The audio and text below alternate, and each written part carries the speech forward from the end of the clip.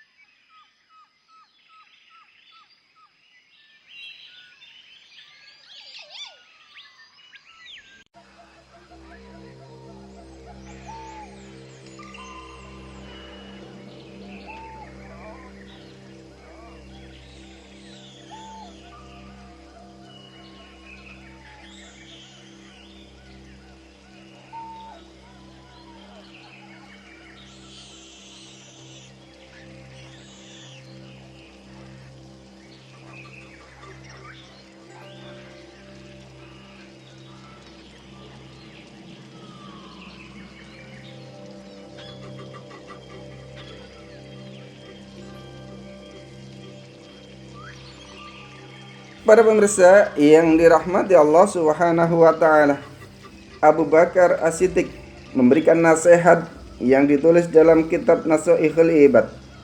Beliau sampaikan kepada seluruhnya sebagai nasihat yang luar biasa. Thalathun la tudraku bithalathin. Ada 3 perkara tidak akan dapat dicapai dengan 3 perkara. Apa itu 3 perkara? Yang pertama adalah al-ghina bi'amuna, yaitu kekayaan tidak dapat diraih hanya dengan angan-angan semata. Yang kedua, wasyababu bil khidabi, masa muda tidak dapat kembali hanya dengan menyemir warna rambut di kepalanya. Dan yang ketiga, wasihatu bil adwiyati, kesehatan tidak dapat diperoleh hanya dengan obat-obatan semata. Kalimat ini sungguh adalah nasihat hikmah yang mengajarkan kepada kita semua bahwa hasil yang besar memerlukan usaha, ada sebab, ada ikhtiar yang nyata, bukan sekedar penampilan semata. Yang pertama, ketika Abu Bakar menyampaikan kekayaan tidak diraih dengan angan-angan, orang yang bercita-cita tinggi, orang-orang yang berkeinginan untuk menjadi orang kaya, orang yang berkeinginan ingin menjadi sukses, kemudian tanpa kerja keras, tanpa usaha, tanpa ikhtiar dan bertawakal kepada Allah Subhanahu wa taala, maka tidak akan mencapai tujuan yang sukses-suksesan itu. Tak hanya sekedar angan-angan, maka tanpa akan ada hasilnya. Bukankah Allah Subhanahu wa taala berfirman bahwa manusia hanya memperoleh apa yang telah diusahakan? Surat An-Najm ayat yang ke-39. Nasihat Abu Bakar yang kedua, yaitu masa muda tidak kembali dengan menyemir rambut.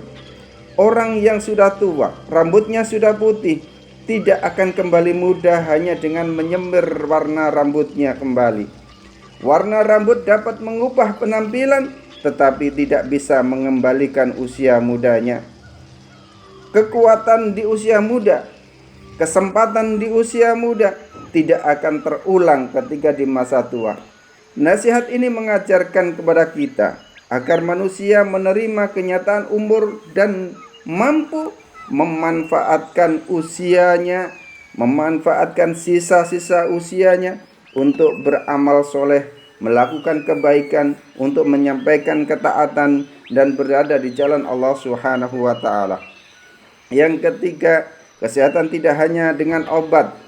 Artinya obat hanyalah salah satu ikhtiar. Kesembuhan hanya datang dari Allah Subhanahu wa taala.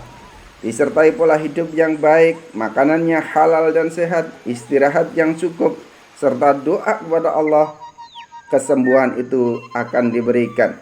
Nabi Shallallahu Alaihi Wasallam bersabda, berobatlah karena Allah tidak menurunkan penyakit, melainkan Dia juga menurunkan obatnya. Hadis riwayat Abu Dawud dan At-Tirmidzi. Para pemirsa yang dirahmati Allah Subhanahu wa taala, inti dari pesan yang disampaikan oleh Abu Bakar As-Siddiq radhiyallahu an adalah yang pertama, jangan menggantungkan hidup pada angan-angan. Jangan menggantungkan hidup pada cita-cita semata, tapi raihlah dengan ikhtiar, raihlah dengan usaha sekuat tenaga untuk menggapai impian, tujuan dan cita-cita itu. Karena keuntungan dan kesuksesan hanya mampu diraih dengan usaha dan kerja keras. Yang kedua, jangan tertipu oleh penampilan lahir. Orang yang tua, yang kulitnya keriput, bisa juga disulap dengan krim. Yang rambutnya putih, bisa diwarnai dengan semir. Tetapi masa muda itu tidak akan terulang lagi. Oleh karena itu, manfaatkan sebelum tua datang menghampiri. Yang ketiga, jadikanlah ikhtiar sebagai jalan usaha manusia, tetapi yakinlah bahwa segala hasil dan kesembuhan hanya milik Allah Subhanahu wa taala. Mudah-mudahan Allah Subhanahu wa taala menjadikan kita orang-orang yang soleh, orang-orang yang senantiasa taat kepada Allah, tidak menghantungkan diri kita hanya dengan angan-angan, tetapi dengan kerja keras untuk mewujudkan impian dan harapan kita. Kemudian tidak terlena dengan usia, tidak terlena dengan hanya karena tergantung pada obat-obatan. Mudah-mudahan Allah senantiasa berikan jalan kepada kita untuk menjadi orang-orang yang tatakun. Subhanakallahumma bihamdika asyhadu an la ilaha illa anta astaghfiruka wa atubu ilaik. Assalamualaikum warahmatullahi wabarakatuh.